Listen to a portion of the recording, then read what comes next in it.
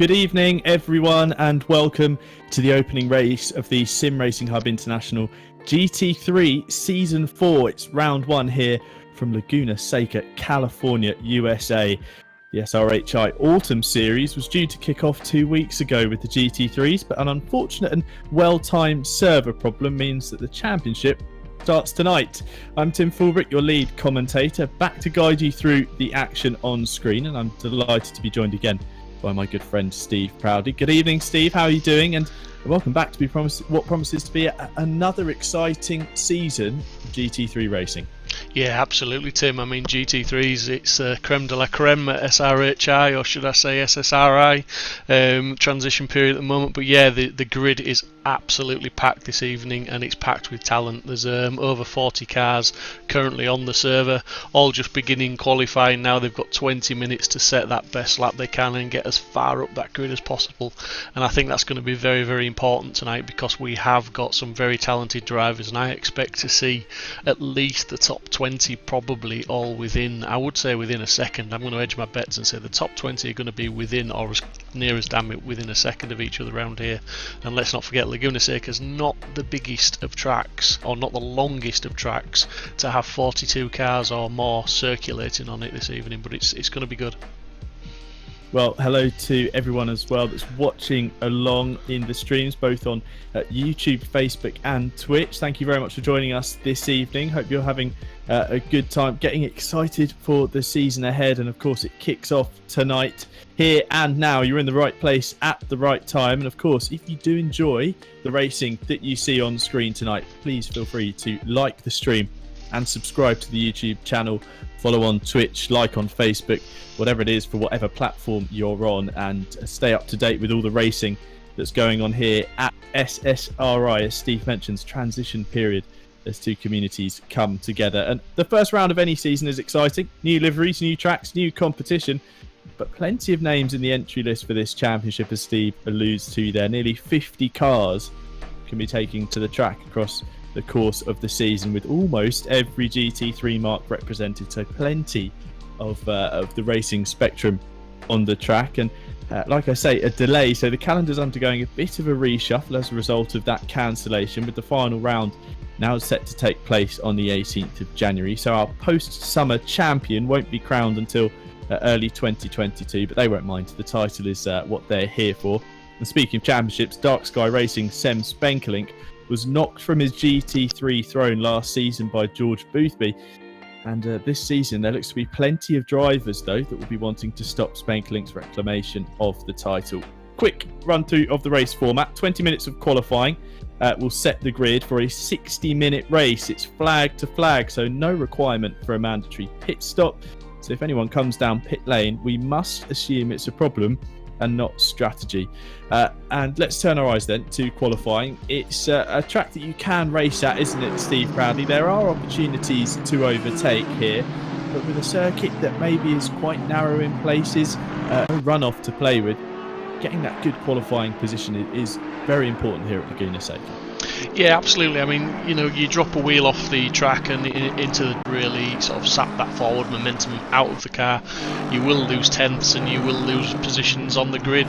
But also, I mean, as you can see here now, you know, we're following Chris Hill currently in ninth, but they're struggling to find their own space. You know, it's all too easy for some of these faster guys potentially to start tripping over guys that may only be, you know, a few tenths slower than them, but when they're running as close as they are now, as we just see someone getting very, very sideways through the corkscrew, they're doing very well to hold on to that. But yeah, it's difficult, and that's, I think, the biggest battle for these guys tonight in this qualifying session is going to be to find their own space on track and not start tripping over the other cars. As we see one of the SimSport Racing Bentleys going back into the pits already, maybe to make some adjustments or something not quite right there. But Dave Jr., who's on screen now, he's looking to just pull out the way and let some cars go by. He is very much one of the contenders from last season. Big shout out to Alex Goldschmidt, who I commentated on the GT3s with last season, did an awesome job with us. But yeah, there's a few names there. There's Dave Jr., who's going to you know, he's one to watch. Got Banny currently down in 8th place there. He's another one that's good to watch. Just, you know, there's so many names, and it's like the GT4s, Tim. It's very, very difficult to start picking out the drivers that you think are going to be on that podium, because it will change from round to round. These guys are competitive. The cars suit different tracks. The drivers suit. Just on my other ones there, just caught my eye. Something just spun off. But yeah, it's going to be a good championship. This one, I think it's going to be wide open. I think there's some very talented drivers, as I've already said, out there, and I think the times are going to be close, and I think the racing's going to be even closer.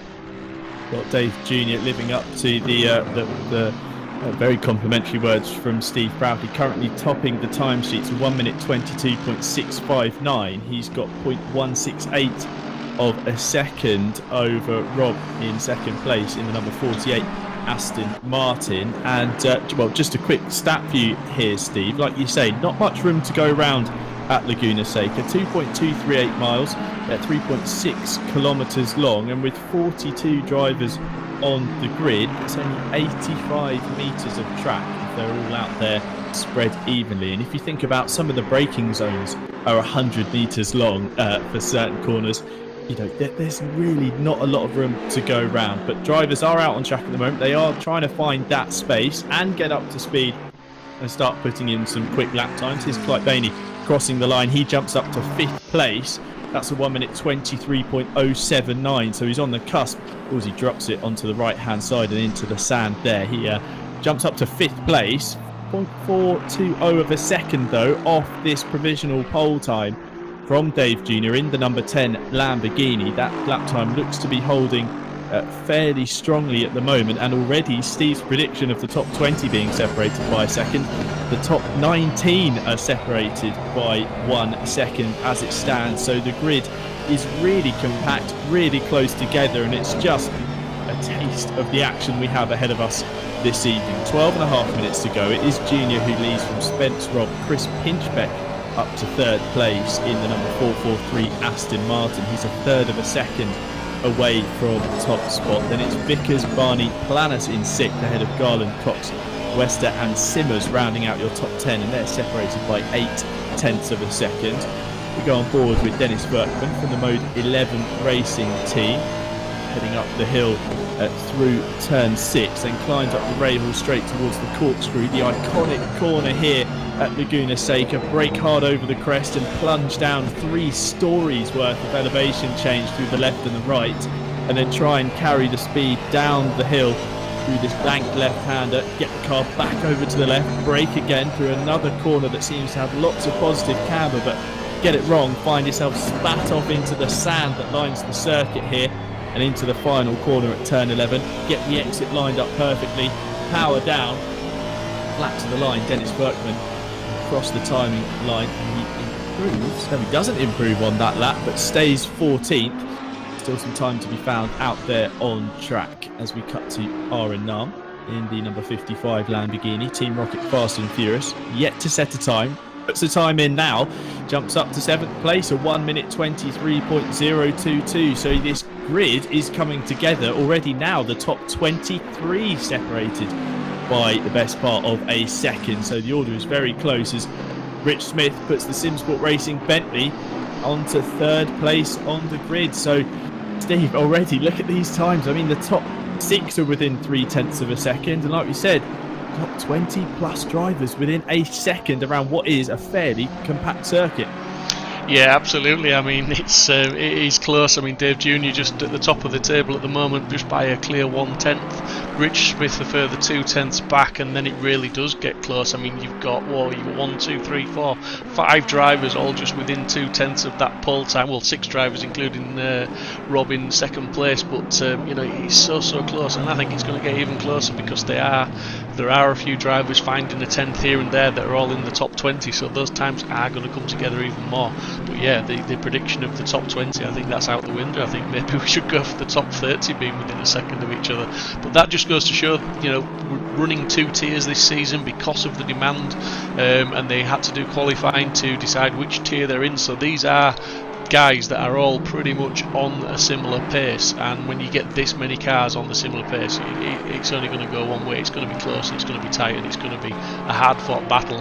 And whoever comes out, you know, with the race wins here and remains consistent throughout the season, it's going to be tough to win the championship, but they're going to have to be consistent. They're going to have to turn up every round. They're going to have to turn up with their A game, and they're going to, even in the bad races, they're going to have to push on to try and you know, get the points, score the points when they can, take whatever points they can get, because it's all going to count at the end of the season. I don't think anyone's going to run away with it this year. Consistency is certainly key, but talk about making a mark on your first appearance. Kieran Vidago in the number 4 Ferrari strips Dave Jr. of that provisional pole. A 1 minute 22.563 from Vidago puts him top spot. Now the pole margin less than a tenth of a second. It is fractional stuff between the guys out there on track at the moment. It's seriously hotting up. Andreas Garlin on screen at the moment in the Mad Goetzer race. 4 tenths up to 4 tenths. 4 tenths up on his time, and with 7 tenths to pole, this could see him jump well inside the top 5 as he rounds the right hand of the penultimate corner and into the final turn at turn 11. Can he get the vantage stop? Yes, he gets it turned in nicely, plants the throttle, doesn't use too much of the exit curve. It's going to look good for Garlin as he drifts across to the inside of the track, crosses the line, and from 14th to 4th, Andreas Garlin puts his Aston Martin on the second row of the grid. What a fantastic time from the driver of the 188. He's 2 tenths off Kieran Vidago's new pole margin, as we see Martin van der Kraan crosses the line and heads off to the side of the track after improving on that most recent attempt. 8 minutes to go here at Laguna Seca in this first qualifying session of the season. Klaas Vester on screen at the moment in the Team Rocket Fast and Furious number 90 Ferrari, heads down the hill through the left and into the right again. He's improving on his time, slightly wide there from the apex, could cost him just hundredths, but that could separate you from 10th down to 15th at this rate. Out of the final corner, plants the throttle, drives up to the line, stays towards the middle of the track to shorten the distance. As he crosses the line, he stays in P15, so no improvement there. Nard Cox starts Sky Racing, 6 tenths up, so this could see him go to the top 5, and it does. Inside the top 3, Nard Cox puts himself on the second row and dumps Garlin to 5th place. So it's all change here in these final few minutes. Steve, is it going to be a case of the last man on track gets the better conditions, gets that more optimised track, or is it really in those final few seconds you just leave everything out there on the track? Well, to be honest, mate, yeah, normally, you know, the longer you can leave it, the better. But with this many cars on this track, where it's not such a long lap time, I think the track is going to be as rubbered in as ever. But we're looking at Rich Smith now, who's 3 tenths up as well, and he's 3 tenths off that pole time. So it could be that he might take Vidago off top spot, but very least get into 2nd place. And he does. He knocks him off by a similar margin there. So it's as close as you like at the top, and it's getting even closer. Dave Jr. I'm going to cut to Dave Jr. in a second. He was 3 tenths up, but he's just lost some time. But it's looking like Garland's in a little bit of traffic, and that's unfortunate for him, because he is currently showing us 4 tenths up on this lap now.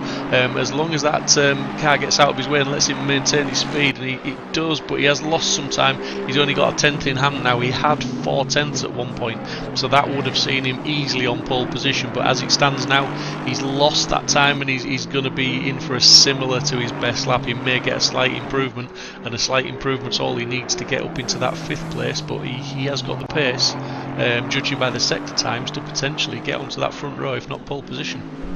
So one of the CBSR Mercedes moving out the way in the middle sector, but it could have been enough to cost Garlin a shot at pole position as he comes out of the final corner, crosses the timing line. Is he going to improve? No, he doesn't. So he was unable to reclaim that lost time in the middle sector. He stays in 6th place. He's got those 4 tenths in the bag, though. He knows that he can go out on track and find that time. He's now going to do the hardest thing and repeat that run through the first sector. Repeat finding that time, and maybe we might see the pole change in this, the final 5 minutes and change of qualifying. As we see Johan Planus on screen at the moment, Red Rocket Racing 81, the Ferrari, heading into the final corner at turn 11. Gets the car stopped nicely. No, he's lost it. Just runs a bit wide on the exit there. Had to almost check up to avoid going into the gravel. And as he crosses the line, he doesn't improve, and it was a matter of, well, less than a tenth of a second. So all lost in that final corner. As Frank Rosenberg heads up to the line in the 911 Porsche, crosses the line, jumps up inside the top 10. So from outside the top 20 to 9th place, he's now 4/10 off pole position, and in the final 5 minutes of the session has found time. So we've got a Porsche inside the top 10. It's SimSport Racing Bentley. Now from the Dark Sky Racing McLaren of Nard Cox, who's knocked Kieran Vidago from the front row. So it's SimSport, Dark Sky, SimSport, then Dave Jr. in the number 10. Lamborghini is in P4. As we see, Garland goes at it again. He does improve this time, and look at that, 3 cars separated by less than a tenth of a second. This is incredible stuff. Actually, it's the first 2 rows are separated by less than a tenth. Garland sends one into the gravel almost in celebration from that time. He improves, and wow, he managed to find that time on track. But Steve, again, it's incredible. A matter of hundredths of a second separating the top 4 drivers. Yeah, just imagine how frustrating this is for the guys, you are talking less than visual amounts here. It is a matter of a timing beam that is just splitting these guys by, fractions of a second.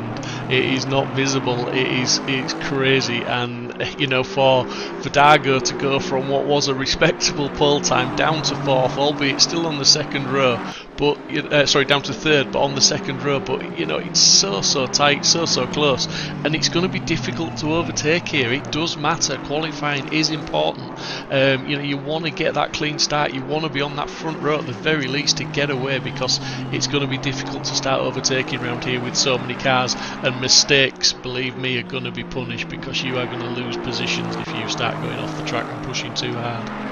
As we see Thomas Van Schaik pushing hard, dipping 2 wheels into the sand and losing time on his hot lap. Alexander Delore on screen in the 49 Lork driving Lexus, almost finding himself just going to caught cut up across in you the there, traffic. going to cut across you.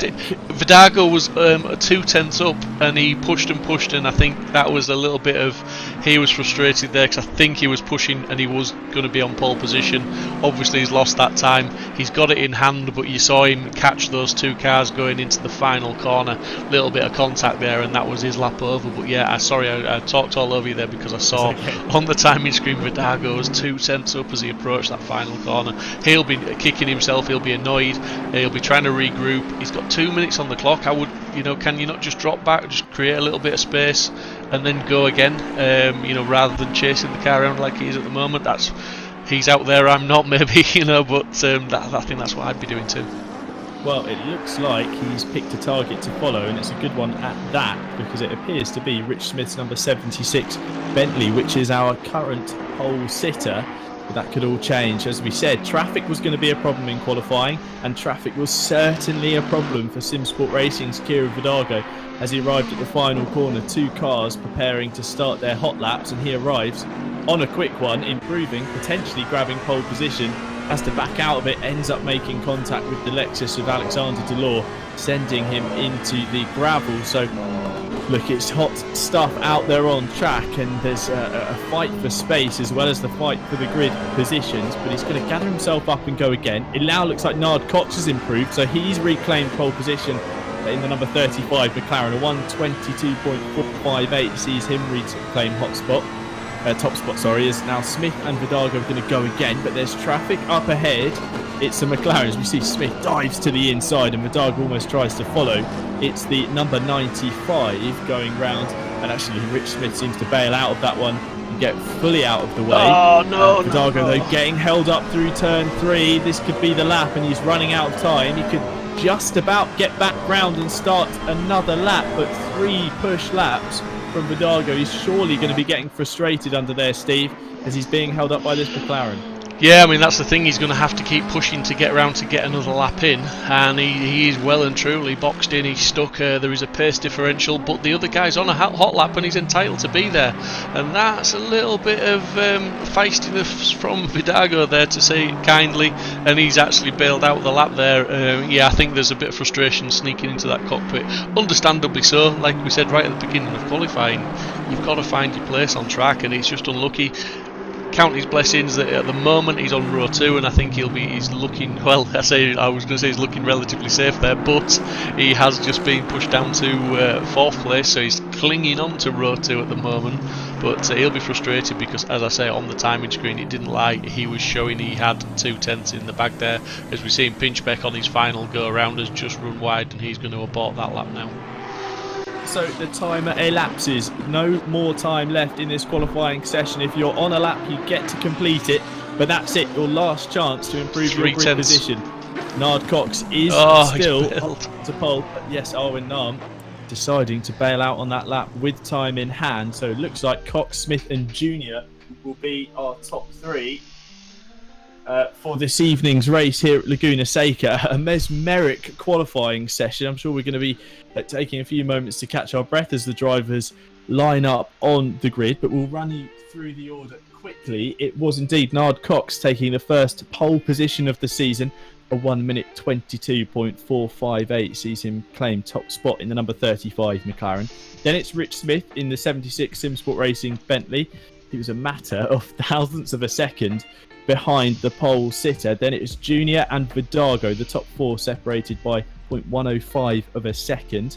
That makes up your second row. Then it's Garlin. Van der Krum improves to 6th place in the closing moments. Reef Spence Rob will be 7th. Ahead of Vist, Wester and Nahm in 10th place, with Ijeza Reef in 11th. Grobergen in 12th, ahead of Medema, Pinchbeck and Planus rounds out your top 15. And Steve, those top 15 separated by 0.456 of a second. And we talk about racing, we talk about particularly in spec series when all the cars are the same make, the same power outputs, the same characteristics, that it's difficult to catch and pass someone unless you've got that that difference in terms of pace. But here, everyone seems to be on a level. Yeah, absolutely. It's very, very close. It's very, very tight, and it's a big, big grid this evening. This, obviously they're going to go on the formation lap. They're going to line up 2 by 2 as they come round for that final corner, ready to take the green lights. And when they take those green lights, it's going to be also important to get that first corner right. Let's hope they don't start tripping up over each other with the time differential's so close that if they do make a mistake, if they do get pushed down the field, it's going to be incredibly hard to make that ground up to catch, because the lap times are so tight. There's nobody massively slower, there's nobody massively quicker. It's going to come down to being careful, trying to get around the first few laps, get into a rhythm, defend your position rather than attacking too much, and just go with where you are. Just try and be consistent, try and pick up positions as they present themselves. But let's not forget, like we said, there's no pit stop in this race, so there's no tactical decisions to be made. There's no undercuts to be made. It's just down to lights out to checkered flag, and it's just a straight race. So these guys are going to have to certainly look after the tyres a little bit around here as well, because believe you me, it's not too bad on track with a track temp of 34 degrees, but it's a very abrasive track. It's a difficult track, is Laguna Seca. It does eat the tyres up, and they are going to start to struggle towards the end of this race, I do think. Well, with 60 minutes on the clock, there's no requirement to make a pit stop, so you're really going to be testing the tyres towards the end of the race. There are curbs that you want to hit, curbs that you don't, and like Steve says, quite an abrasive track surface. Looking at the current conditions, 26 degrees C ambient, track temperature 34, so it's hot, but it's not particularly warm, not over the top in terms of track heat, but it's certainly something that the drivers will have to consider as they go through this 60-minute race.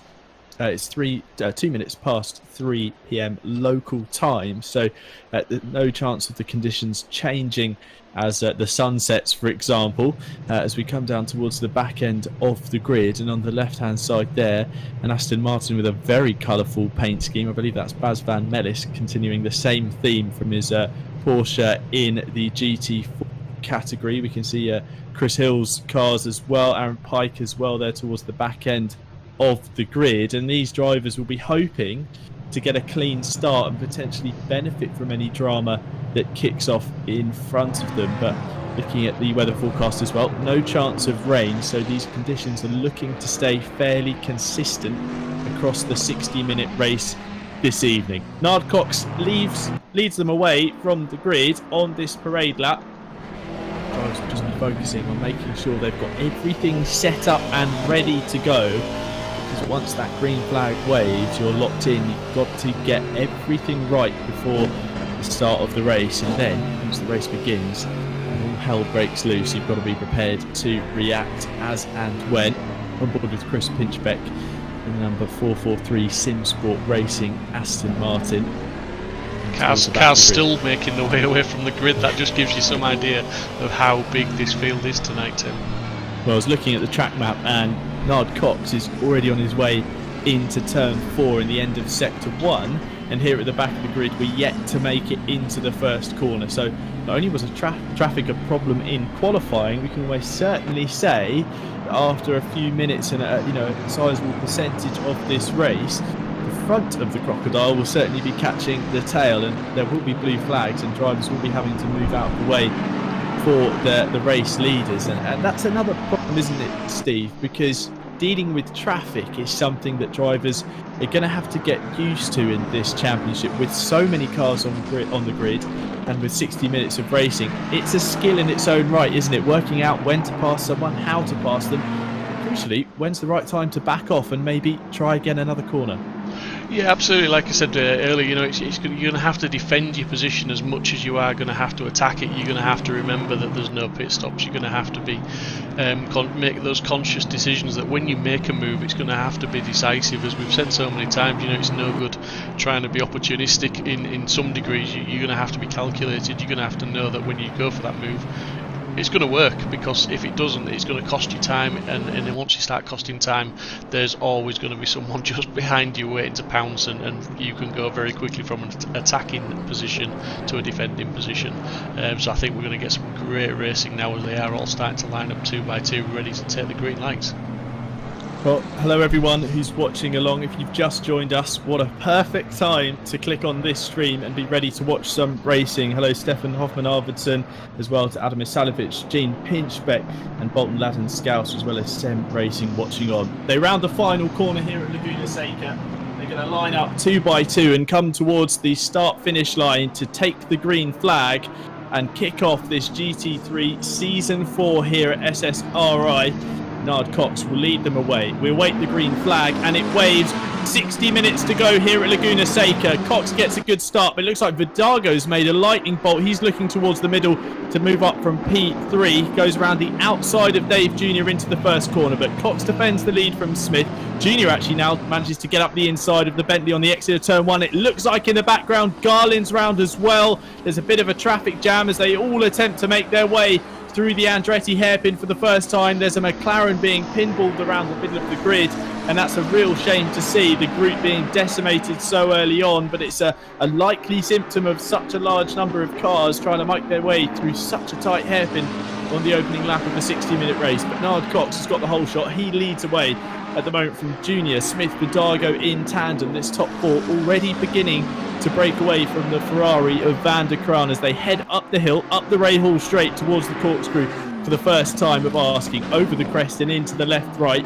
Do they all make it through cleanly? It looks like they have done, so the group remains intact. And as they down the hill, round through the left-hander into the final section of the lap, Vesta Nam, Ijaz Arif and Medema round out your top 9. Then it's Chris Pinchbeck in 10th ahead of Planis Barney, Van Drunen, Scepter and De Knoit in 15th. So the top 15 all seem to be fairly intact, with some gaps beginning to form just as a result of opening lap drama. But it's a shame to see that, Steve, but it's sometimes it's just what to expect with so many drivers heading into a tight first corner. Yeah, absolutely. I mean, they're all going for that perfect apex, aren't there? And there is only one real perfect line, and there's a couple of slight variations on it, but ultimately you're aiming for the same piece of tarmac. But one guy who seems to have lost out on the start, and that is Rich Smith, who had that pace in qualifying, but it looks almost like he's holding Vidago up. That won't be too much of a problem, because obviously they come from the same racing stable of SimSport Racing, so I don't think they'll be battling too hard. But the one thing they won't want to do is let those two guys of Cox Jr. get away up front, because speaking from last season's experience, Cox and Junior, those guys know how to drive, they know how to be consistent, and if they get so much as a gap, they will be able to defend it, and it will be all down to Smith and Vidago to try and close it. But it has to be said, at the moment they are pulling away from them. forming a slight gap, and indeed if Vidago feels he's got the pace, he won't want to he goes in very deep into the corkscrew, nearly tapping the rear of Rich Smith's Bentley as they crest over the top of the hill into the left-right at turn 7, 8 and 8A here, of course, the letters as well as numbers in the US. Heading down the hill then through turn 10 and into the final corner at turn 11. Vidago is a lot closer than he was at the start of the lap, so I get the feeling Vidago's got that body language. If I want to get past, I want to chase after the top two, but with only 2 laps completed, there's plenty of time for Rich Smith to show the speed of the SimSport Racing Bentley number 76, and we did see it in qualifying. As we cut down the order, we see a battle here between Reece Spence Rob in the number 48 Odyssey Racing Aston Martin. He's going side by side. I believe that could be Van Mellis, but it looks like a car slightly out of position as they head up towards the start-finish line, ready to start their third lap. Battles all the way through the order, but yes, a great indication, Steve, there of just how spread out the field is already. Yeah, absolutely. Like I say, you know, those little mistakes, and it costs you a lot of time. But there's going to be battles up and down the field as people try to regain positions, defend positions, whatever. That I don't think anyone's going to really spread out. But what is going to happen very quickly is Coxon Jr. and maybe Smith and Vidago are going to start to catch up to the tail end of the field and start to have to deal with traffic as well, which is going to be very, very difficult. It has to be said. Well, there is a car slightly out of position. It is the number 147, which is Chris Vickers' Team Abbey Racing's McLaren, lapping round just off the back of the field. He's gone through the final corner and is heading up to the start-finish line now. And as you can see on screen, the leading quartet are in that exact position. So they are already catching a car that was, I believe, affected by this opening lap drama at the Andretti hairpin. Vidago, though, is still tucked under the rear wing of his teammate Rich Smith in the SimSport Racing Bentley. They are 3rd and 4th on the road at the moment, and then behind we've got another dance pairing between Van der Kraan and Wester in 5th and 6th. 2 Ferraris locked together, just rounding out your top 6 positions. Then it's Nahm in the 55 Lamborghini, 3.1 seconds back. So it looks like this top 6 are already beginning to just separate themselves away from the rest of the field. This is Jezerif in the number 3 Audi ahead of Pinchbeck and Planas rounding out your top 10. They're all fairly close together, but some gaps of 1.5, 1.6 seconds between those guys. So some margins starting to form in the field as everyone seems to settle down, find their rhythm, work out who they're battling on track. Now this pairing here of Smith and Vidago, they're close together, running at a fairly similar pace as you would expect with them being so close together. Starting to get the feeling though that they might already be letting Coxon Jr. escape up the road. 1.8 seconds is the gap now between the number 10 Lamborghini and the number 76 Bentley. As we cut to a replay here, this is one of the SimSport Aston Martins. It's the Ferrari behind him, Ferrari behind. Pinchbeck in behind the Audi, and as they go up the hill towards the left-hander at turn 6, the Ferrari going very deep there and dropping it in front of their teammate. Very close not to get collected there. That was a certainly heart-in-mouth moment for the second of the 2 yellow and blue Ferraris following on. Fortunate to avoid incident there. And that's the problem, isn't it, Steve? With the sand, it's very different to a runoff area where you might just find yourself sliding off into it. The sand can almost kind of catch you and spin you back the other way. It's a very difficult thing to judge as well if you're a car that's coming over one of these blind corners through a crest, etc., and finding a car having an instant on their own.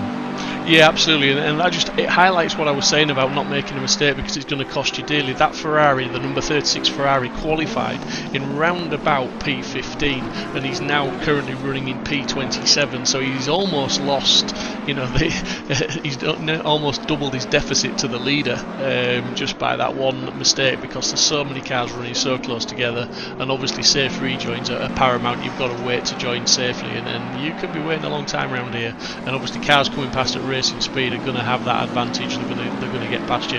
But we're seeing Vidago now right up behind Rich Smith, and he's really looking impatient now. He's looking to press the advantage, and I think he'll be looking to implement some, shall we say, sister team orders and try try and get past that Bentley. I'm not sure Rich is having it at the minute. He's not really driving defensively, but he's certainly not making any room for Kieran to get through, so it looks like it's hold station at the moment and keep going as you are.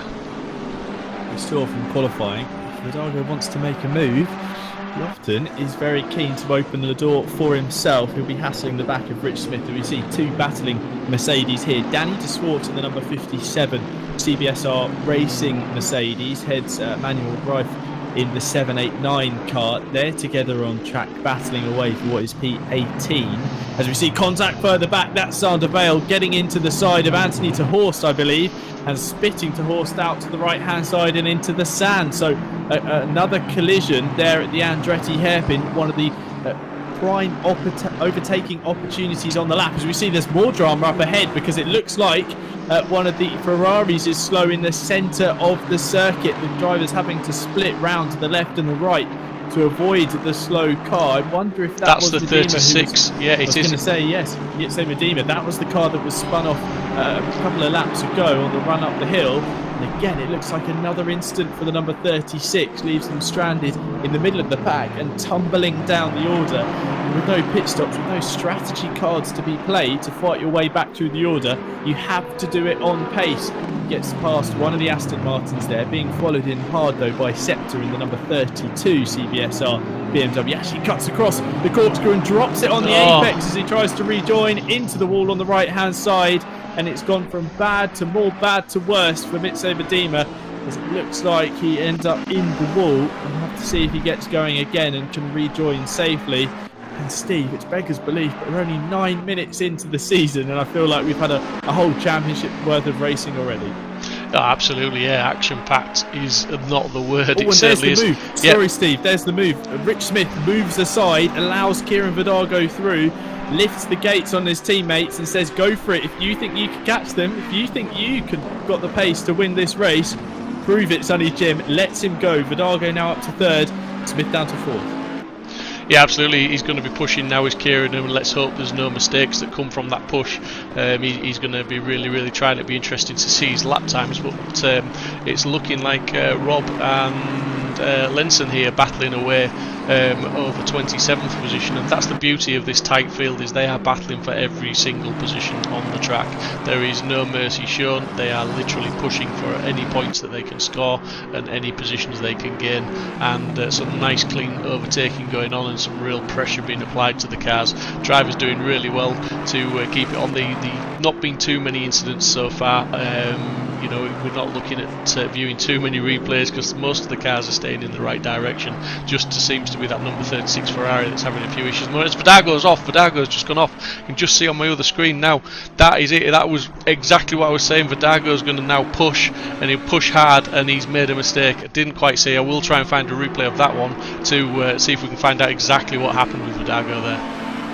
Heartbreak for Kieran Vidago. He drops down the order, having been released by his teammate to go and chase after the race leaders. An incident at turn 3 sees him rejoining well down the order here. He's amongst the Ferraris, the Ferrari number 253 of Van der Kram, I believe, and Arwen Nam's number 55 Lamborghini. So he's dropped right down the order to the outskirts of the top 10. And I wonder if he's got damage, because he's gone flying off at turn 6, through the sand, through the gravel, and he's made contact with the barrier there again. He's stopped as well and reverted back to pit lane. So that could be day done for Kieran Vidago. It looks so promising for the driver of the number 4 Sim Sport Racing Ferrari, but it all seems to have unravelled fairly quickly indeed. The top 3 now, Cox Jr. and Rich Smith, elevated back up to that P3 position. That will also see Wester move up to P4 now, although he is the best part of 2 seconds off the back of the Bentley. Vidago tumbling down the order here, sat in pit lane. Heartbreak for Kieran after he seemed to show so much pace in qualifying, and again in the opening stages of this race he looked to have the speed to chase after Coxon Jr., who at the moment have a near 4-second lead over Rich Smith. So a change in the order there. Cox Jr., Smith, Wester, Pinchbeck now up to the top 5 ahead of Ijezarif, Nam, Van der Kram and Van Shaker battling here on screen for P8 and 9. Then it's Van Drunen in 10th, to Knoit in 11th ahead of Abramhoser in the number 21 McLaren. They're all together on road in the camera shot at the moment. And then there's the green Bentley of Southwell, the number 170 car, all together this train, heading up the hill through turns 5 and 6.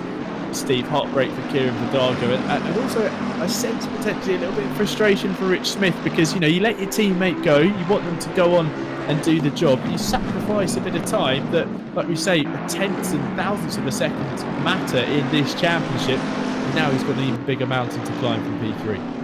Yeah, and it's. I mean, you know, he had to do it. It was Kieran had the pace, but it's always a worry when someone has the pace like that they then go on and they push as hard as Kieran did, and he obviously made a mistake and he paid the price and he went off. He picked up damage, and pretty much that's the end of his race. But it's like we said right at the beginning, they've got to be consistent. They've got to score the points when they can. It's not all about winning every single race. Yes, we want to be on the podium. Yes, we want to win.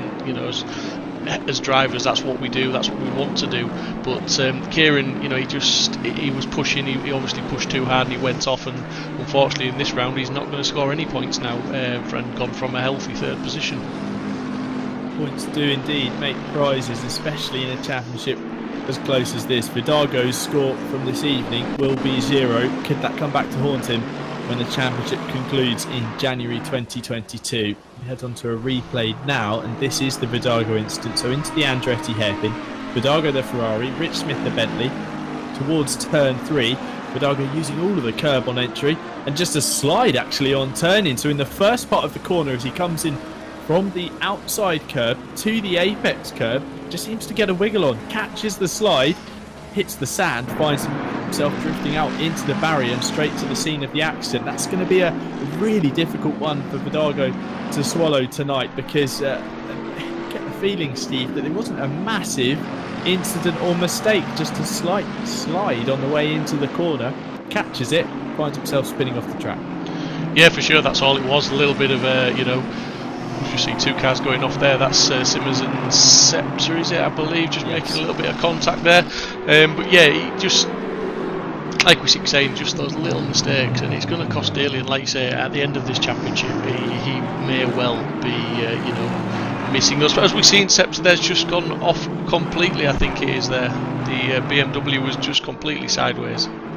Spun to the inside. Sepser in the 32 CBSR Racing BMW into the gravel on the right hand side, gets the car going again. I wonder if he's got any front end damage now that he's having to carry the remaining 3/4 of the race. We've just headed up to the 45 minutes to go mark. Nard Cox leads the way from Dave Jr. 1.793 seconds is the margin, so Cox has managed to stretch out a bit of a lead for himself now, but the pair of them have a 5.7 advantage over Rich Smith. Then it's Wester in the number 90 Ferrari in 4th, ahead of Chris Pinchbeck in the 443 Simsport Racing Aston Martin. Arin Nam in 6th place, ahead of Ijezarif in the number 3 Audi. Then it's Van Schaik in the 299 Aston Martin in 8th place, ahead of Van der Kraan. Aaron Van Drunen rounds out your top 10. Here's Mike Abramhoser in the number 21 McLaren. He's being hurried on by De Knoit in the 114 Bentley. Then it's Southwell in the 170 Bentley, and closing in all the time is Niebauer, Delors and Van der Mart, who are 3 seconds in total behind this pack. So this is the battle really from 10th place all the way down to 14th, 15th really involved to some extent in this, as Abramhoser looks to the outside of Van Drunen heading into the Andretti hairpin, has to cover off the inside. De Knoit there in the 114 Bentley as they head through turn 3.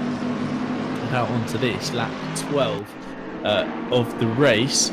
Track conditions still optimum, no change there, and no real change in the temperature as well, so everything remains as consistent, but the track, the racing is anything but. It's very up and down. Drivers seem to be rising and falling through the field. There's a slight run wide there from the 114 Bentley, kicking up the sand, climbing up the hill into turn 6 and the run up the Rahal straight towards the corkscrew.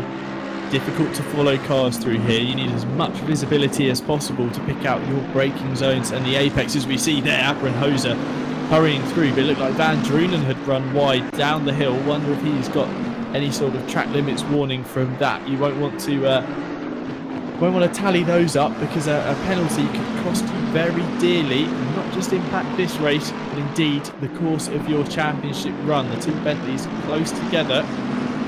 as they finish the end of the lap. Abramhoser makes a slight mistake on the exit of the corner, and all of this battling has allowed Liebauer and Delors to close up even more so. A gap that was nearly 2 seconds plus is now down to 1.27 of a second.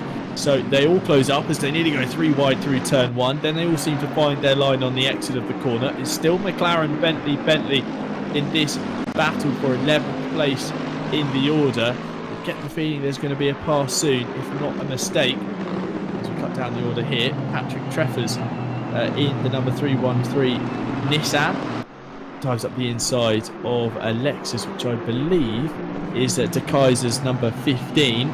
They're battling for 19th and 20th positions. Behind is Chris Hill, Reece Spence Robb and Danny De Swartz. Dive up the inside from Spence Robb on Chris Hill. Gets the job done at turn 4 and gains a position. He's up to 21st now in the order.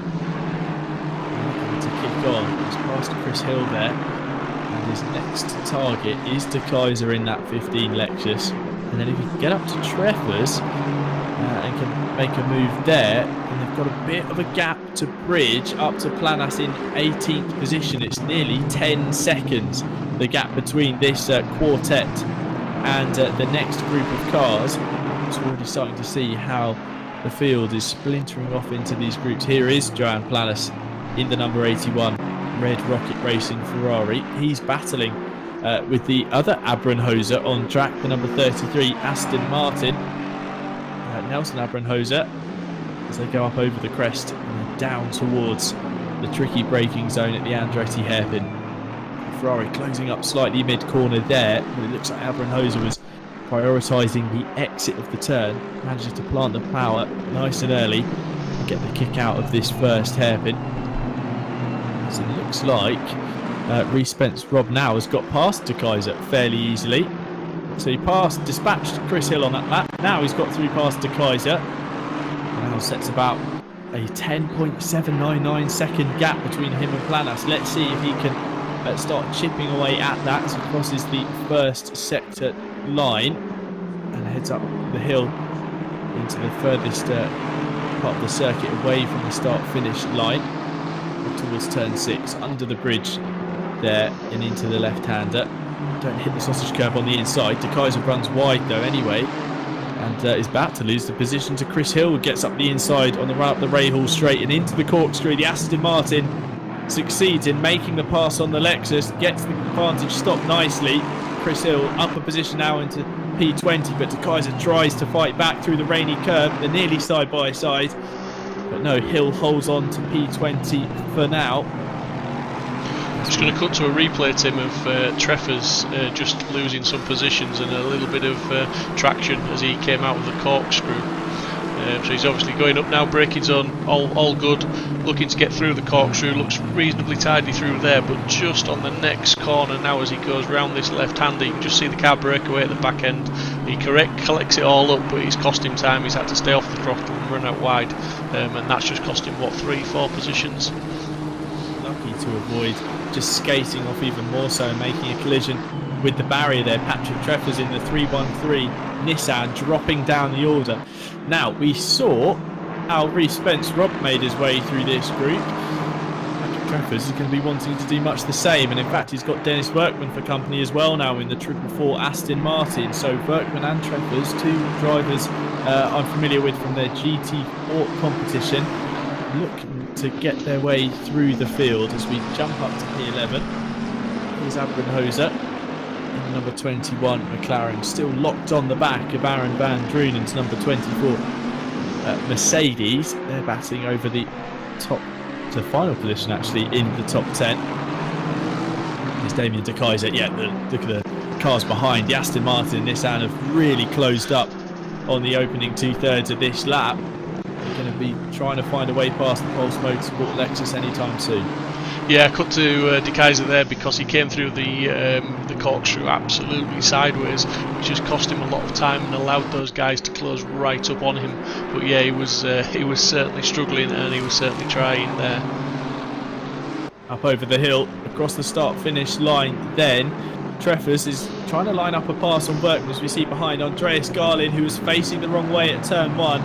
well inside the top 10 in qualifying, gets the move done on the Jaguar there of Lenson in the number 31 car. So Garlin trying to recover from that first lap mistake or incident. I've got to imagine that he dropped right down the order, so to see him already up to P25 shows incredible driving in this opening half of the race. Berkman to the outside of De Keyser as they head into the left-hander at turn 5 and up the hill. Berkman tries to get a cut back and get the run, but that leaves him exposed now to Treffers, who ducks and dives from the inside to the outside. They're nearly side by side on the run into turn 6, and Treffers has to gather that Nissan up once again to avoid running off into the sand and into the gravel, over the crest and into the corkscrews. They plunge down 3 stories worth of elevation change. But still, the order resumes. Lexus, Aston Martin, Nissan. As we see these 2 Bentleys going at it. This is Southwell to Knoit with Niebauer as well, who's caught up to the back of them in the number 622 Mercedes. They're all together on track as they head through the Andretti hairpin to the right-hander at turn 3. The order remains the same as they go out through turn 4. One slight mistake from Southwell in the 170. Or the other Bentley indeed of De Knoit in the 114 could see Niebauer improve his position to keep on the grey stuff here at Laguna Seca. No track limits really to play with, no runoff areas to just use generously, no track conditions in terms of the AstroTurf or flatter curbs to enjoy. Really, you need to stay on the grey track surface for as much as possible of the lap, as we see Niebauer closes right up behind De Knoit in the braking zone into the corkscrew. So we cut forwards to this battle for P7 and 8. Van Schaik versus Jezerif in the number 3 Audi as they head into the final corner. Van Schaik looks to be getting a good exit there. He seems to line that one up, going slightly wider on the entry and cutting in and planting the throttle, squaring off turn 11 as they run up over the hill and down towards the Andretti hairpin. The order stays the same. The Audi just got enough grunt in a straight line to keep ahead of the Vantage. V10 power versus V8 power there over the start-finish line as they come into turn 3. Under the Cooper tyres bridge, Van Schaik's looking for a way past. As now this battle's really kicked off. It looks like Berkman's got his way through past De Keyser, and now Treffers is looking to do the same. And in the background there, the pink and black Aston Martin of Garlin looking to make amends for that opening lap incident, trying to find a way through, follow the bright green Nissan past the gold and blue Lexus as they head down to the Andretti hairpin. They managed to get the car stopped and turned in nicely. Garlin sniffing though at a way past De Keyser as they go in towards turn 3. Really impressive driving, Steve, from Garlin, because look, he was a pinball in that opening corner incident. We saw him facing the wrong way, multiple contacts, I'm sure, as we see a Mercedes spun round to the right hand side there, tumbling down the order. Not too sure who that was. I don't think it was Niebauer, but I'm sure we'll work out who it was once the timing screens adjust. But for Garlin really to dust himself down after that first lap incident, to go, okay, 60 minutes of racing left to go, plenty of time to make my way through the order, to be up to P24 and ready to claim 23rd position. It's great heads-up driving from the 188 Aston Martin. Yeah, absolutely. I mean, there's been some fantastic driving throughout the field tonight, and it's the reason. One of the reasons I'm being very quiet at the moment is because it's very blooming difficult to try and keep up with everything that's going on the track and try and bring you all the pictures as quick as we can, and the replays as well. But yeah, it just means it's great racing. It's a great league, and some very, very close battles. Few incidents, few cars retired. I think we're down to below 40 cars left running now, which is always a shame. But you know, like you said at the beginning, Tim, it's inevitable. There's a little bit of contact with so many cars on the track. But yeah, people trying to fight their way back through. As we're looking at Garland at the moment, he's doing a good job. We know that he should be a lot higher up than the P23 he's at the moment. But I'm sure that's not where he's going to finish. He's got just over half this race left. But as he moves forward now, it's the gaps are there, and it's going to be harder to get those overtakes in, isn't it? It's going to be difficult to make those positions back now. He's made the move on to Keyser now, up to P23. As Patrick Treffers, his next target in the 313 Nissan, sets a personal best lap time on that previous tour. The 3.6 kilometre circuit here, Laguna Seca. Garland, though, looks to be the man on the move at the moment. This bright pink and black Aston Martin of Mad Goetzer Racing looks to be in control and not too badly hampered by the collisions on the opening lap. Down the hill through the rainy curve. The car looks nice and stable actually, not too many adjustments to the steering through the long left-hander, and as he comes through the right, again looking fairly controlled. So here's the instant that we saw the spun Mercedes coming into turn 4 here, turning into the right-hand side. It's the car number 5, just understeers wide, gets into the sand and just spins to the inside wall as he attempts to rejoin the number 5. That's Vols in the dynamic kinetic racing by HRT car, just making what seems a fairly innocuous incident early on. And Steve, at any other track, running 4 wheels off the circuit might not get punished that much, but here at Laguna Seca, dip a wheel into the sand, around you go. Yeah, well, that's it. I mean, it's an abrasive track, but there's another car there that looks like Nitafas, Wild Things car off at the side. But you know, it's an abrasive track, but there's lots of dust and grit, and it gets dragged onto the track. And we've seen a few cars this evening understeering, and the penalty for that understeer is fully off the track. And as you said so many times tonight, Tim, you get into that sand, and it's very difficult to get back on the track in an orderly fashion. And if you do, you've got dirty tyres. We've seen cars, you know, come back on the track from one mistake and immediately make another, as we've just seen a couple of cars. I think they're just getting out of the way, but that's not going to do them any favours running as we're talking about running over the sand. They clearly run really wide and you know, a little bit excessive on the room given, but you know, all fair. It's their decision to make, but not something I would do. But yeah, it is punishing you, but we have seen a few cars understeer off the track, quite notably obviously Kieran Vidago very early on in the race. It's all been on corner entry, hasn't it? We haven't seen too many cars getting slip and slidey on the exit. Obviously at the corkscrew it's a very different corner where that almost that characteristic is induced by the nature of the elevation change, the way the camber of the track rises and falls from left to right. But we're seeing a lot of cars on the entry to corners now having that kind of instance, so it maybe is a pressure problem, a track surface problem, like you say, Steve. The dirt on the track, maybe picking up sand or dirt on the tyres on other parts of the lap, and then come into a left or a right hander and particularly struggle. This circuit here at Laguna, there are more left-handers than right-handers, so you find that your front right does a lot more work. So once you come into those corners like turn 3 and turn 4, or potentially the penultimate corner at turn 10, you find yourself with that slightly balance in terms of pressure and temperatures, and you're having to lean on a tyre that maybe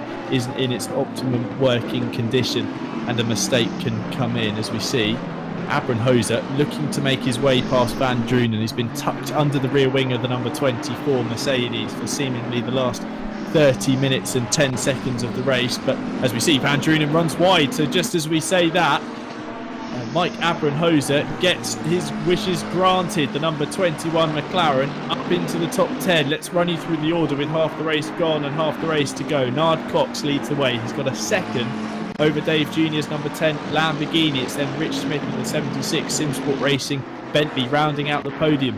12.2 seconds back from the Lamborghini of Dave Jr. It just shows you the pace that the leading duo have. Then it's Chris Pinchbeck in the 443 Aston Martin, ahead of Wester, Ijezerif, Van Schaik, Naam, Van der Kraan and Abramhoser on screen, rounding out your top 10. And it looks like now he's been released, Abramhoser is closing up to the back of the 253 Ferrari of Van der Kraan there in front. As you see, Wester actually heads to pit lane.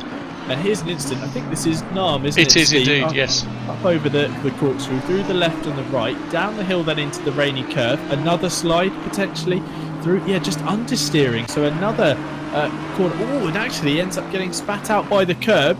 Just a shortcut, turn 10, and he's going to drop 2 positions here. That is one of the Audi, the number 3 of Ijezerif, and I think Van Schaik and the Aston Martin going through as well. So Steve, just as we say that drivers didn't seem to be making a mistake on corner exit, there comes one, but it looks again like another car just suffering from some sort of understeer on corner entry.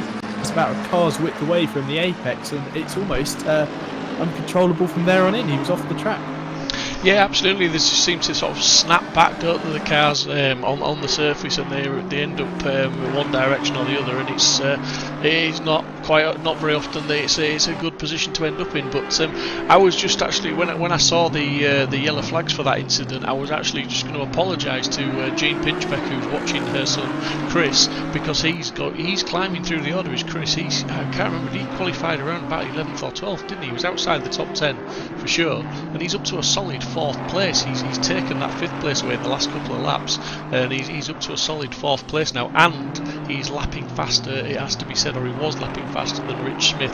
Just looking at the times from the last lap, and he was a couple of tenths slower than Rich, so it's there or thereabouts. But Rich is a good sort of 8, nearly 9 seconds away from him, so Chris has got a lot of work to do to catch Rich. But with the mistakes we've seen from the cars this evening, nothing's impossible. But Chris needs to just consolidate what he's doing, stay consistent, and be happy with 4th place. I think that's the important thing for tonight, is just get the first round out of the way. You're in the top 10, you're going to score some decent points. 4th place is great, just bring it home, and if you gain another position, great, but if not, be happy with the result you're getting tonight.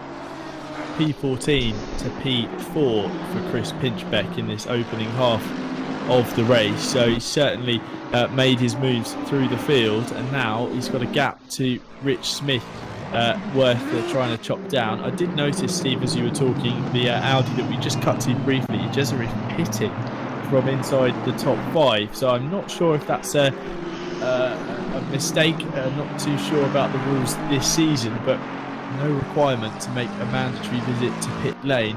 As we see, Joan Planas here in the 81 Red Rocket Racing Ferrari challenging the back of the Aston Martin in front of Van der Mark, but as he runs wide through the left-hander at turn 6, costs himself that momentum and time to the back of the bright orange V8 Vantage as they head down the hill through the corkscrew and into the left-hander at the rainy curve, where we've seen a number of drivers understeer off into the sand and the gravel. Both cars spitting flames as they downshift into the banked right-hander at turn 10 and then into the final corner here at turn 11. Seems service is resumed to close up to the back of him. Abramhosa, though, after making his pass on Van Drunen, who slipped off into the sand, is now caught right back to Van der Kraan in the fight for 7th place. So Abramhosa is certainly making his presence felt inside the top 10. Actually looks to the inside into turn 4, sticks the nose of the McLaren 720S alongside the rear bumper of the Ferrari 488 GT3 of Van der Kraan as they go up towards turn 5.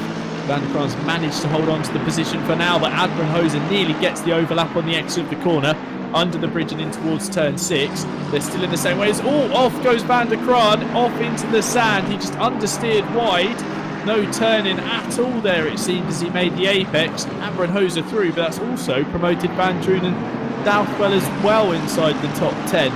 So it's been a change there. Let's see if we can rejoin and get back onto the racing surface safely. It looks like he's dropped down to P10. So 3 positions lost in one foul swoop there as Joan Planas cuts the inside of the corkscrew, a desperate attempt to find any sort of speed in his attempt to make the pass there on Van der Mark. It's going to cost him time though in that final sector. He had to gather himself up and go all over again to make his way past the Aston Martin. As here we go, look at that gap, it's really opened up now, so let's see if he can push on and close down the margin. Looking at the times on track at the moment, the only driver really capable of matching Nard Cox is actually Chris Pinchbeck in P4, as the resurgent Garlin looks for a way past Chris Hill for P18, and on the exit of turn 11 looks like he's going to have the momentum and the drive. He's almost a nose ahead as they go across the start finish line, up over the crest. They turn left and plunge down the hill towards the Andretti hairpin. On the inside, Garlin's got the job done. Chris Hill rather accepts his position there on the outside and doesn't attempt to fight back on the apex of the corner. So Garlin continues his climb up the field. Now P18 from what we can only assume is well down the order following that lap 1 incident. The 188 Aston Martin well and truly on the move. That's what I was saying. The only driver that looks to be matching Cox, as we see actually, Junior just set a 1:23.8 on that previous lap. So Junior in the number 10 Lamborghini responds. Pitchback as well, lapping strongly. As further down the order, drivers seem to be in the high 24s, whereas the leading duo seem to be in the low 24s to high 23s. Actually, Thomas Van Schaik getting a 1:23.757 on that previous lap as the driver in 5th place. So plenty of these drivers have pace, just displaying it on track as and when they can, depending on whether they're getting caught up in a battle. Here was that Artworks team Lamborghini, Dave Jr. in the red and black car, green accents, heading down the hill through the rainy curve. Cars now look to be dealing with traffic, Steve, on track. Ronnie Deserif here, who pitted, fighting his way past Danny de Swart. They're side by side into the final corner. Already looks like, Steve, into the second half of the race, actually the final third, that our race leaders are going to have to be keeping their eyes peeled for the slower traffic. Yeah, for sure. They don't want to be tripping up over anybody at this stage of the race. 22 minutes left to go, and you know they've been pretty much, dare I say it, they've been pretty much trouble-free up at the front. Obviously, once we saw Vidago disappear, which was really unfortunate. It's all been Hull Station, and they've just been doing their laps. They've got a bit of a gap between each other, and those gaps really, you know, once Cox and Junior got away at the front, they've never looked like being caught by Smith. The gap between Pinchbeck and Smith is now sort of levelled out, but I think some of that is down to traffic as well. I do think at the moment maybe Pinchbeck's got the lap times to maybe catch Smith, or to be faster than Smith, maybe not catch him because he's now 14 seconds, well he's got 10 seconds back, sorry.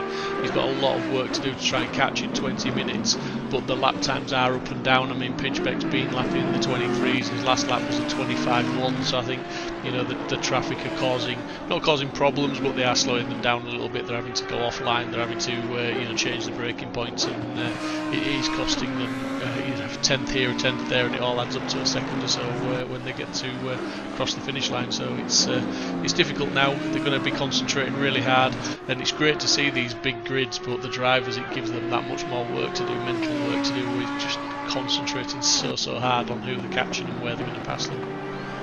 No resting at all, as we see the next car for our race leader Nard Cox to pass is Class Vester's number 90 Team Rocket the Furious Ferrari.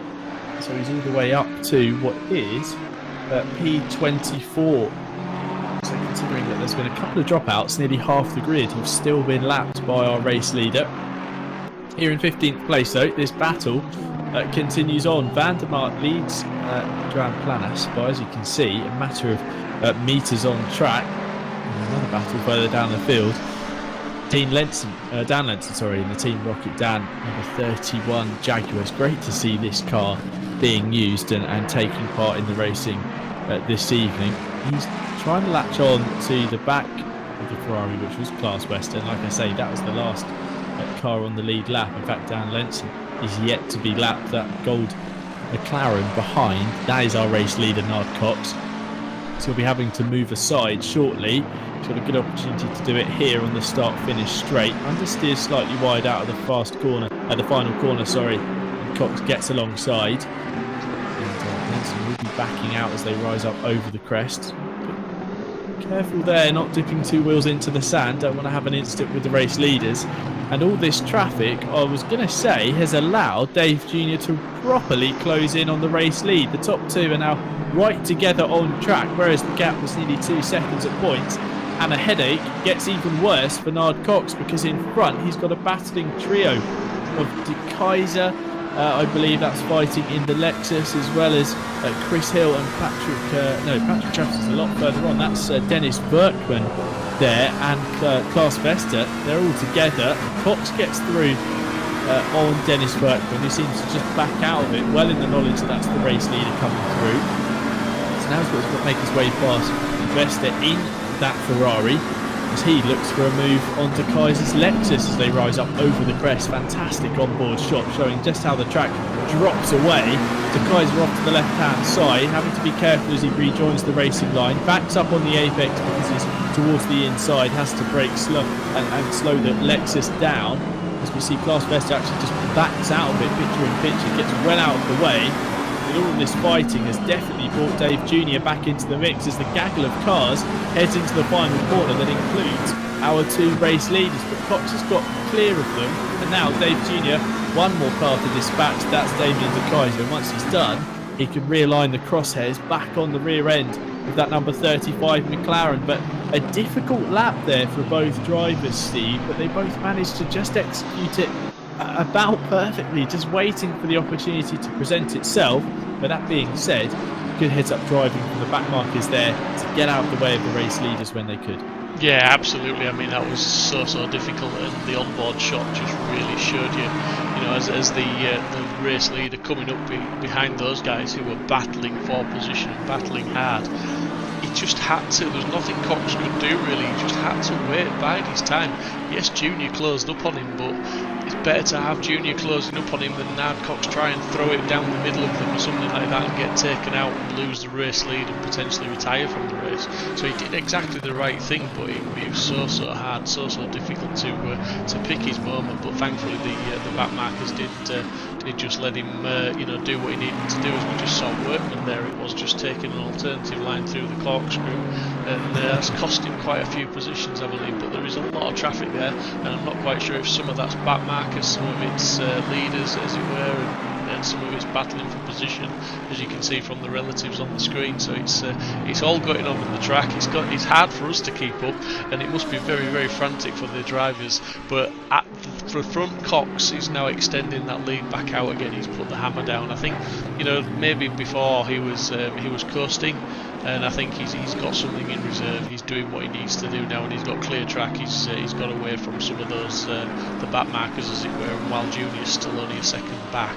he was only 6/10 back. So definitely Cox is extending that out, and it just goes to show on the last lap Cox was that little bit quicker than Junior in second place, I believe. Well, we look like we've had a change inside the top 5. Chris Pinchbeck, 443 Aston Martin, tumbling down the order. He's now in pit lane. And like we say, no mandatory stop required. This was emphasised to the drivers before the race began on the Discord server. I hope that that's not a tactical error from Pinchbeck. It seems that he's just continuing to plummet down the timing screens, and looking on my timing screen, I can't see him getting moving. So I do get the feeling that that's some sort of a technical error there for Chris Pinchbeck, as opposed to a human error, which is a shame to see. He's lapping so strongly as well, climbing from 14th to inside the top 5, keeping the nose of the Aston Martin clean for the opening 2/3 of the race. It seems to have all come crumbling down here inside the final 17 minutes. The opening round of Sim Racing Hub International's GT3 Season 4 from Laguna Seca. We're into the final quarter of the race, 15 minutes to go, and the battle for the lead is the battle on screen. Nard Cox in the 35 McLaren has been leading the entirety of this race, led away from pole position, but now through the traffic, through the course of the race, has been caught by Dave Jr. in the number 10 Artworks team Lamborghini. They're coming together. The gap now 0.8 of a second. The duo have nearly 15 seconds over Rich Smith in third place. Here is Pinchbeck though. Is it going to be a similar error to Kieran Vidago? Almost on the way into turn 3, runs wide. But as we come into turn 4, towards the apex, and again just runs out wide onto the sand and spun across to the inside, nose first into the wall, and actually collides across the rest of the track into, I believe that's Van Shape. So heartbreak for 2 Aston Martin drivers there. Pinchbeck almost a passenger in that situation. The sand sending him from left to right, and then pinballs off the inside wall into the path of the arriving yellow and blue Aston Martin of Van Shape. So 2 drivers there caught up in one incident. Heartbreaking stuff inside the final quarter of this race. Pinchbeck still in pit lane, so it looks like he's not returning to racing action. And like we said, taking points in the opening round is crucial to get your championship off onto the best start. And now you're going to have the feeling you're going to be fighting back for the rest of the season with something to prove. But this battle on screen for further down in the order, Jezerif in the red Audi, leads Vesta and Hill. This is 18th, 19th and 20th on the road. They seem to have been locked together all day so far. Then it's Danny de Swart, who we saw made a mistake early on ahead of Dennis Berkman, who moments ago ran wide through the corkscrew. In front ended that 444 Mode 11 Racing Aston Martin, looking too happy indeed. Now, Mike Abramhoser, who we were saying was pushing for a position inside the top 10, has now leapfrogged his way up to P5, and in fact is challenging Arwin Nahm in the number 55 Lamborghini for what is 4th place. So this has been a spectacular drive from the driver of the number 21, Steve, from 18th on the grid, looking like he could get inside the top 5 and potentially top 4 before this race is done. Yeah, he's actually at the moment he's made 13 positions up, which is really good. But that's not the best, believe it or not. At the moment, I'm looking at Michael Southwell, who's currently in 6th place. He's made up 22 positions to get to that 6th place. So that's fantastic driving from him. And just goes to show that if you can keep your nose clean and stay out of trouble, you can do it. There's a lot of drivers in double figures. You know, when I say double figures, 17 positions gained, 15 positions gained, 20 positions gained. So there's a lot of drivers who've managed to keep it clean and stay out of trouble. As we just saw, and the other shot there, I saw somebody colliding. So I'm just going to try and find that incident if I can. Well, it shows that keeping the nose clean is important, but also shows that qualifying isn't exactly everything in a grid as close as this. It's often about just getting the race result done, just keeping clean and driving well. See yourself fly up the order and into a stronger position, as this is your race lead. This is the battle for the opening victory of this GT3 season. Nard Cox in the gold-coloured McLaren 720S leads Dave Jr. in the Artworks team number 10 Lamborghini Huracan. They are together on track, and looking at the track map, they don't have too much traffic in front of them. There seems to be a couple of seconds or so to the next back marker, but besides that, it looks like they've got fairly clean air to have at it and fight into this final 10 minutes of the race. It's Patrick Treffers is the next car they'll have to deal with. As we see, Nard Cox runs slightly wide on the exit of the Andretti hairpin and kicks up the dust in the face of Dave Jr. as they come through turn 3 and towards turn 4. The Lamborghini looks fast, and on that previous lap, Jr. was 0.2 of a second faster than the race leader, so he's got a bit of a pace advantage at the moment, but catching is one thing, passing is another, as the old cliche goes. Around Laguna Seca, you've got to make your move and make it stick. And I'm going to apologise now. This is Southwell, who we've just been bigging up for positions gained in the green car there that we can see.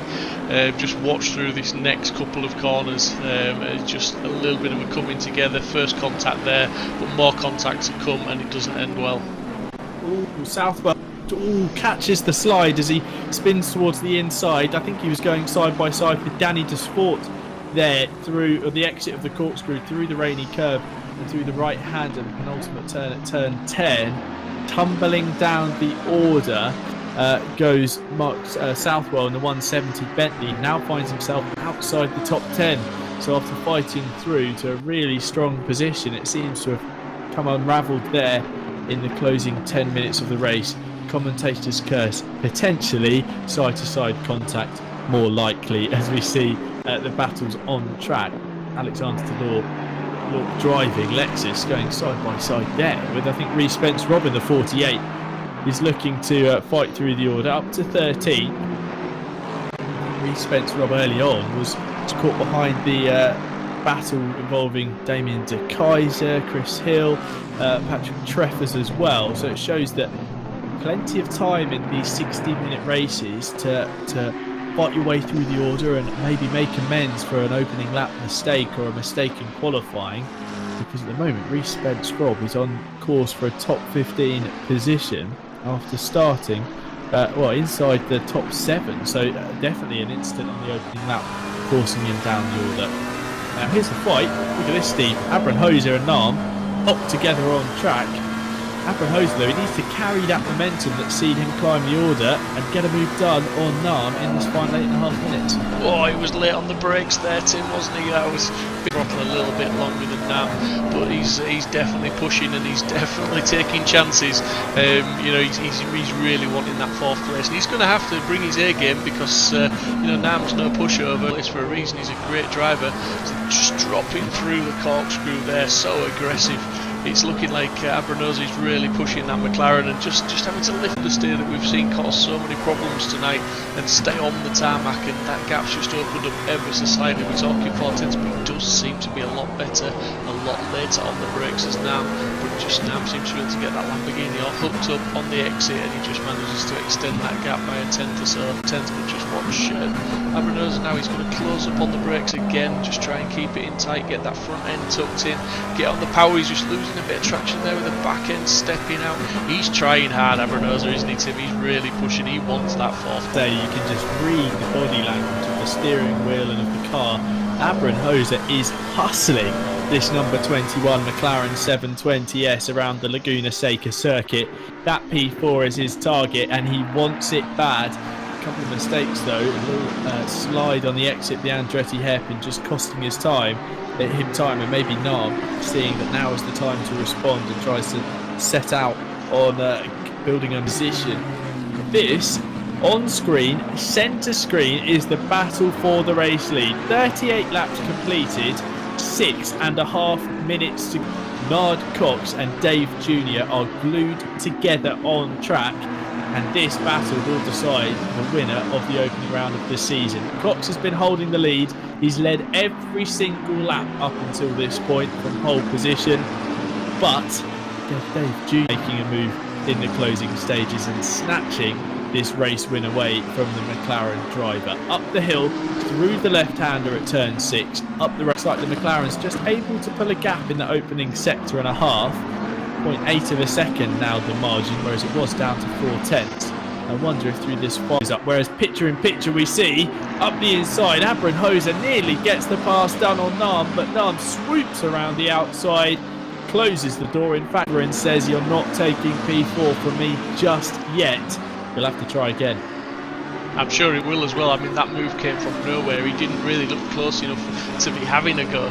But as we've seen, Abramowitz is good on the brakes. The McLaren is good on the brakes. He's better than the Lamborghini. And he just really decided to lick the stamp and send it there. But he didn't get the job done. Nam was ready for it. And as I said earlier, you know, he's going to have to really bring his A game to get past Nam. Nam he needs to, and he needs to right now, because Abramowitz is as close as he's been. And he's just looking at putting that nose up the inside. But that is not the place to do it. But we're going to come into the final turn. Abramowitz needs to get a good exit here. He needs to tuck in behind that Lamborghini and really try and make a decisive move into turn 1. Not quite sure he's close enough, but never say never, because weekend zone, that gap's going to disappear to virtually nothing as he's going to tuck right in behind. He's not close enough to get a move, but he's keeping that pressure applied, and that's what he needs to do. He's running out of time, 4.5 minutes to go, but he's got the pressure on. Look how close he is. I don't think we've seen him much closer than this for the whole race. Not quite able to get the overlap in the braking zone this time. Abramowitz needs to find a way past Nam if he is to claim this P4 position. Road ahead, don't get distracted by the driver behind. Eyes forward and keep your racing line, and you'll find yourself defending better than if you were to move offline, hold the inside of a corner. It's a fantastic rearward facing shot of the back of the number 55 Lamborghini Huracan. You can see the way there through the corkscrew, 3 stories worth of elevation change as they thunder down through the rainy curve. The McLaren tucked in behind. They seem to run the final sector of the Laguna Seca lap. As you see in the picture-in-picture, keeping you up to date with both these battles, as Dave Jr. is trying error from Nard Cox in this remaining 3.5 minutes. As up over the crest goes Nam and Abramowitz, and almost the man in no man's land has been Rich Bentley. He's still in P3 and holding on to that final position on the podium as 40 laps of the Laguna Seca circuit have been completed. Once again, Abramowitz is close, but not close enough to get a move done. It seems like Nam's just able to do enough on corner exit to stop that McLaren coming flying up the inside into a braking zone. As picture in picture, Cox runs slightly wide on the exit of the final corner. It's not enough for Junior wresting some momentum out of turn 11 and up over the crest in towards the Andretti hairpin. Junior looks to the inside, tried to send it late on the brakes, but Cox is wise to that, covers it off by going in even later. Runs slightly deep, is able to V off the corner and get back to the racing line with no damage done. Cox holds pace, but a slight showing there from Cox that he is liable to mistake as Nam runs wide on the exit of the rainy curve. Can he gather up the Lamborghini? Just it takes so, but into the right-hander he regains control. Abrenhoser up to P4. Steve, we're starting to see these little errors creeping in these final couple of, more importantly, drivers pushing to the maximum here. Yeah, Abrenhoser, what a drive that was there from him. I mean, he has been putting the pressure on for the last sort of 2-3 laps. I mean, he's been putting pressure on for a lot longer than that, but he's been right up the back of Nam for last 2-3 laps, closer than we've ever seen him. We said it, we called it. He was putting the pressure on. He was trying to make moves. He was showing his nose. He was making sure Nam was looking in that rear view mirror and taking his eyes away from the front. Made that mistake. It created the opportunity, and Abrenhoser's got through, and he's gained that position. He's up to 4th place, and Nam's dropped down to 5th, and Nam will be annoyed with himself. He'll be happy with the 5th position in this strength of field that we've got here, but after being in 4th place for so long, defending so well, it has to be said, for so long, he'll be a little bit frustrated to lose that position. To start what I believe will be the final lap of the race, Dave Jr. is running out of opportunity to snatch the race lead from Nard Cox in these last moments of the race. Through turn 4, they had about 1 minute and 20 seconds on the clock as they crossed the start-finish line, so it's a matter of seconds deciding whether they get another lap here, but I believe this will be the final hill under the VP Racing Fuels bridge, through the left-hander at turn 5, over the crest, through the Rahal straight towards the corkscrew, what could be the final time. Dave close enough to challenge. It's going to take a mistake from Nard Cox, something that has been few and far between across the 60 minutes of this race so far, as they head down the hill through the Rahal. Not make the mistake at the final corner that so nearly allowed Dave Jr. through 2 laps ago. Out of the final corner, onto the start-finish straight, and the race-winning trophy here at Laguna Seca to win round 1 of Sim Racing Hub International's GT3 Season 4. He leads by half a second from Dave Jr. at the line. Then this man on screen in the number 76 Sim Sport Racing Bentley, Rich Smith. It's been a lonely race since his teammate Kieran Vidago parted from the side of the track and in the wall, but he's going to cross the line to pick up a well-deserved podium in P3. Abrenhoser, really the mover and shaker of the race, gaining multiple positions from outside the top 10. He crosses the line after making a move on Arwin Nam in the penultimate lap. The Lamborghini number 55 crosses the line then in P5. Then it's De Canoit in the 114 Bentley, another mover and shaker from this race, up to P6. He'll take the flag in that position ahead of Aaron van Drunen, who's just a matter of car lengths behind. Then it's Van der Kraan and Thomas Niebauer in P9. Nelson Abrenhoser in 10th. So we've got 2 Abrenhosers in the top 10 ahead of Van der Maat. And looks like actually it's been a change. Reece Spence-Robb has got the job done on Van der Maat on the final lap. So he will take 11th place as they cross the line.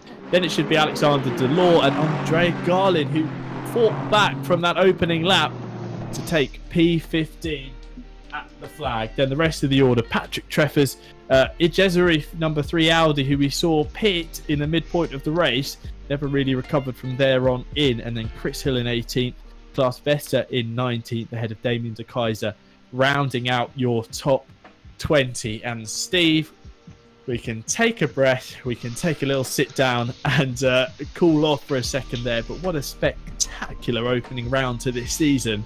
The battle for the race lead was fantastic, but all through the grid we had fights for every position and every point going. Yeah, absolutely, mate. I mean, absolutely fantastic job from all the drivers there, but more importantly, mate, that was an absolutely awesome job from yourself.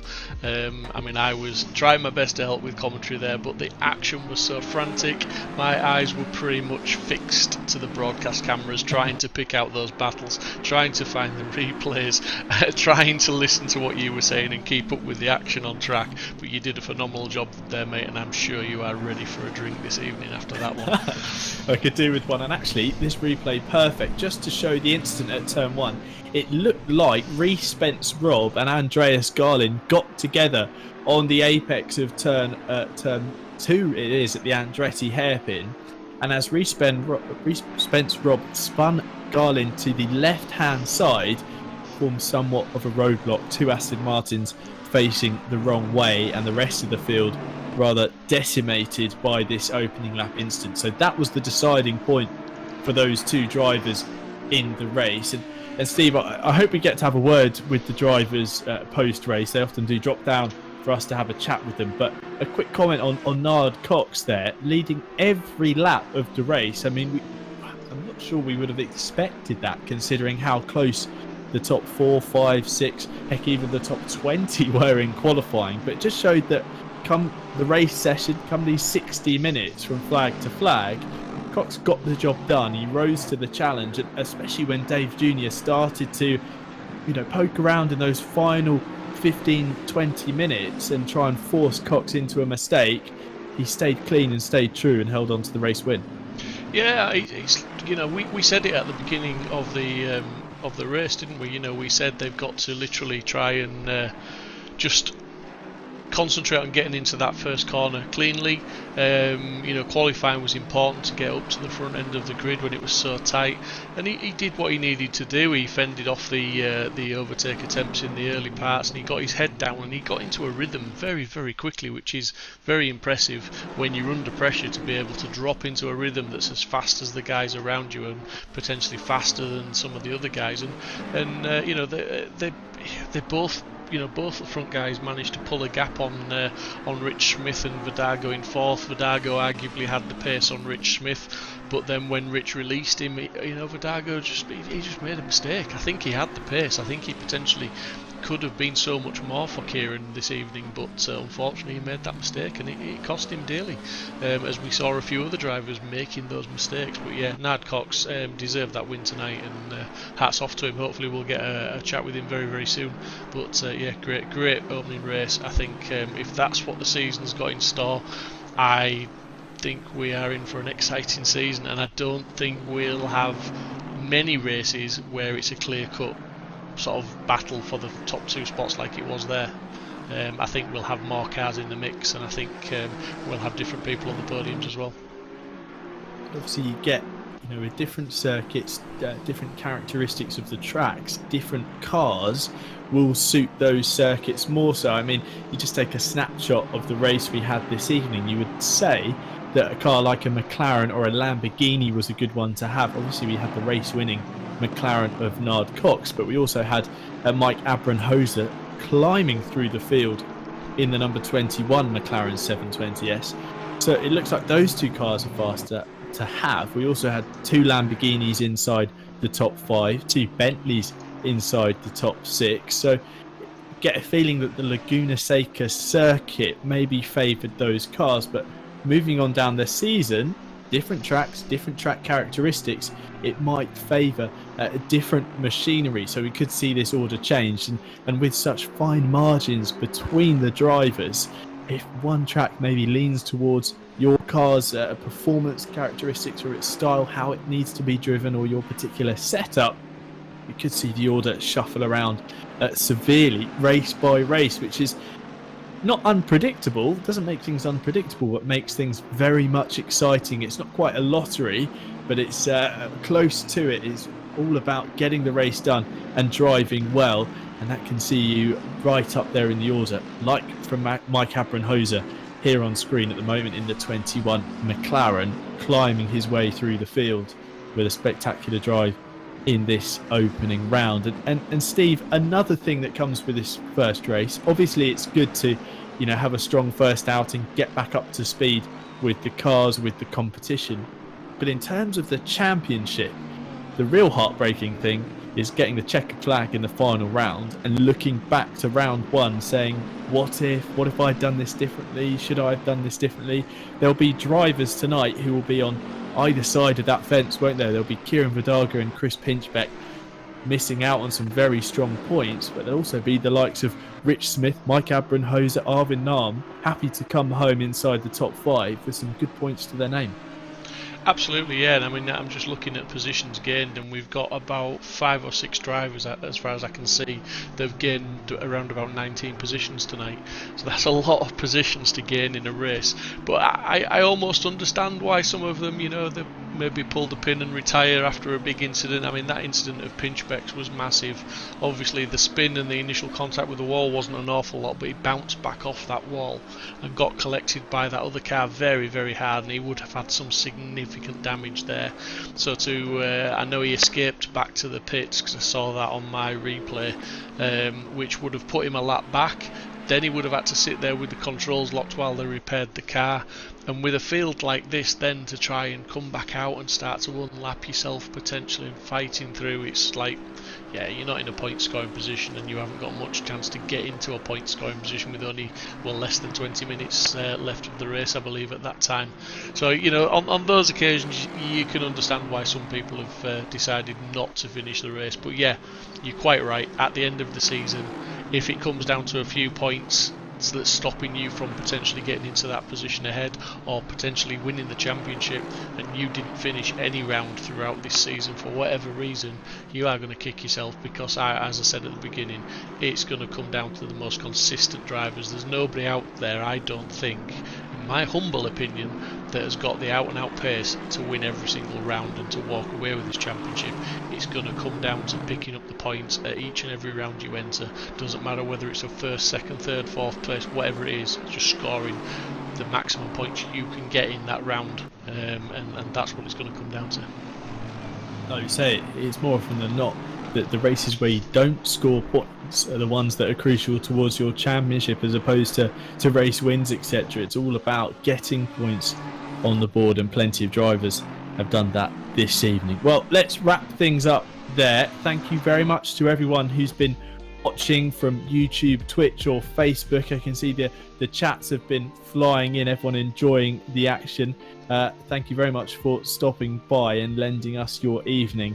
If you did enjoy the racing action tonight, please feel free to like the stream on whatever platform we're on, or drop a follow or a subscribe to stay up to date with all the racing action going on here at Sim Racing Hub International, which will be, of course, merging with Sim Sport Racing in the intervening period to become Sim Sport Racing International, SSRI. But thank you very much, everyone, for joining in. Thank you to Steve Proudly for guiding me through the action with the cameras, etc. I've been Tim Fulbrick, and this opening round at Laguna Seca proves that in this GT3 Championship, quite simply, anything can happen. We'll see you in 2 weeks' time, same place. Good night.